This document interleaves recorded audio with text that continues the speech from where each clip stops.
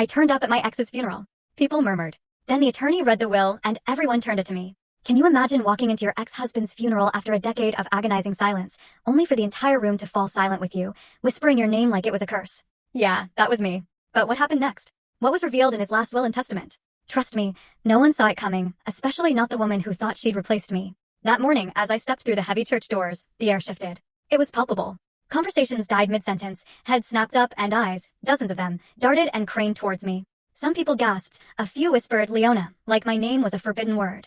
It had been over a decade since most of them had seen me, and now here I was, standing at Martin Devlin's funeral like a storm no one had expected. Martin, the man I'd once called my husband. He lay in an open casket, surrounded by a sea of white roses and the soft, melancholic hum of a cello. Front and center, dabbing her eyes with a tissue she barely used, sat Tina, his second wife. Next to her, my daughters, Jenna and Harper, both beautiful, both avoiding my gaze like I was a ghost. I knew, deep down, that I wasn't welcome. This space, this life, had long stopped being mine. But I wasn't there for them.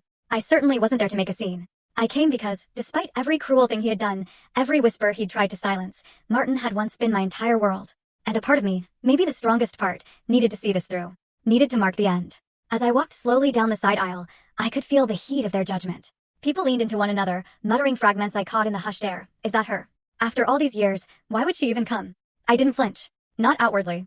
I kept my head high, my back straight, and chose a pew near the very back, quietly folding my coat beside me. It felt like I was sitting on trial, but I wasn't ashamed. They didn't know the whole story. Most never did. The minister spoke, voices broke into sobs, and memories I had long buried came rushing back.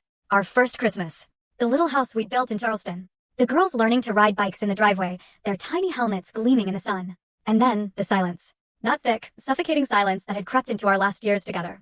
Just when I thought the whispers might finally die down, the lawyer stood at the podium. A tall, imposing man in a charcoal suit, briefcase in hand, his voice calm but undeniably clear.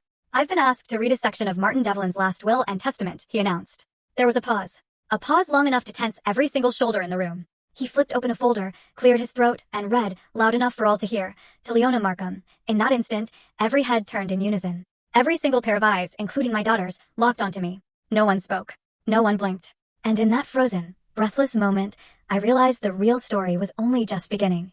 The foundation and the cracks before betrayal etched my name into whispers. I was simply Leona. A wife. A mother. A woman who poured her heart into building a life, not chasing one.